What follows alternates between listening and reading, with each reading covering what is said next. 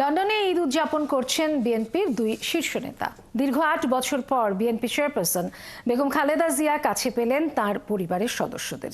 ছেলে তারেক রহমান, দুই পুত্রবধূ ও ৩ নাতনিকে নিয়ে এবারের ঈদ যেন বেগম খালেদা জিয়ার কাছে বিশেষ কিছু। এদিকে লন্ডনে স্থানীয় নেতাকর্মীদের সাথে ঈদের নামাজ আদায় করেছেন বিএনপির ভারপ্রাপ্ত চেয়ারম্যান তারেক রহমান। আরও জানাচ্ছেন শফিকুল হক। বিএনপি চেয়ারপারসন বেগম খালেদা জিয়ার কাছে এবারের ঈদ যেন নিয়ে এসেছে খুশির আমেজ। বিগত বছরগুলিতে তিনি মিথ্যে মামলায় সাজা ভোগ করেছেন, অসুস্থ থেকেও বঞ্চিত হয়েছেন উন্নত চিকিৎসা থেকে। তবে দেশের রাজনৈতিক পট পরিবর্তনের পর মুক্ত হয়ে জানুয়ারিতে উন্নত চিকিৎসার জন্য লন্ডনে যান সাবেক এই প্রধানমন্ত্রী। 7 বছর পর দেখা হয় বড় ছেলে বিএনপির ভারপ্রাপ্ত চেয়ারম্যান তারেক রহমানের সঙ্গে। পরিবারের সদস্যদের নিয়েই এবারের ঈদ উদযাপন করছেন বিএনপি চেয়ারপারসন। এদিকে লন্ডনের কিংস্টন এলাকায় ঈদের নামাজে অংশ নেন বিএনপির ভারপ্রাপ্ত চেয়ারম্যান তারেক রহমান। পশ্চিম লন্ডনের সর্ববৃহৎ এই খেলার মাঠে তার সঙ্গে উপস্থিত ছিলেন স্থানীয় বিএনপি নেতাকর্মীরা। দীর্ঘদিন পরে আজকে ওনারা পারিবারিকভাবে একসাথে মিলিত হতে পেরেছেন।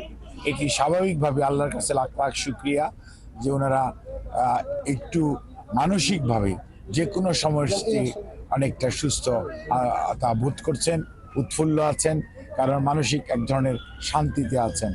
ঈদ উপলক্ষে দেয়া এক বার্তায় দেশবাসীকে শুভেচ্ছা জানিয়েছেন বিএনপির ভারপ্রাপ্ত চেয়ারম্যান। ফ্যাসিবাদের পতন ঘটিয়ে দীর্ঘ 1.5 দশক পর দেশের মানুষ এবার ভয়হীন স্বাধীন পরিবেশে ঈদ উদযাপন করায় এবারের ঈদ নতুন মাত্রা যোগ হয়েছে বলে মন্তব্য করেছেন তিনি।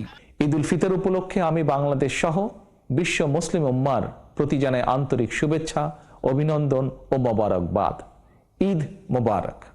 যে কোনো মূল্যে পলাতক স্বৈরাচার আর তাদের দোসরদের বিচারের মুখোমুখি করার মাধ্যমে দেশে আইন ও ন্যায়ের শাসন প্রতিষ্ঠা করে সন্তানহারা মায়েদের মনে, স্বজনহারা শোক সন্তপ্ত পরিবারে একটু হলেও সান্ত্বনার বার্তা দেওয়া হবে।